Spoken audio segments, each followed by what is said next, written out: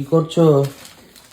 আমাদের এই যেটা হচ্ছে স্টক, সমস্ত স্টকের জিনিসপত্র এখানে থাকে।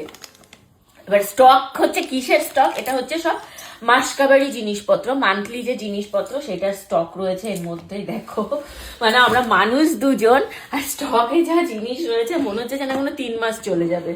এই যে চাট মশলা ফসলা এগুলো তো সব মনে হয় মা দিয়ে দিয়েছিল না?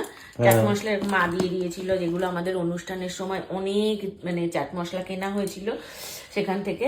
এই যে চাট মশলা 3টে রয়েছে, আবার একটা আমি আমাদের বাড়িতেও দিয়ে দিয়েছি, এটাও চাট মশলা, এটা মানে আমরা আগে কিনেছিলাম।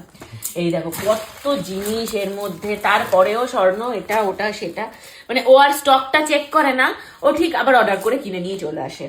তো ওই জন্য লোকে আমি আজকে বললাম তুমি সামনে দেখে বসে থেকে দেখো যে স্টকে কি কি জিনিস আছে, বুঝে বুঝে তারপরেই অর্ডার করবে।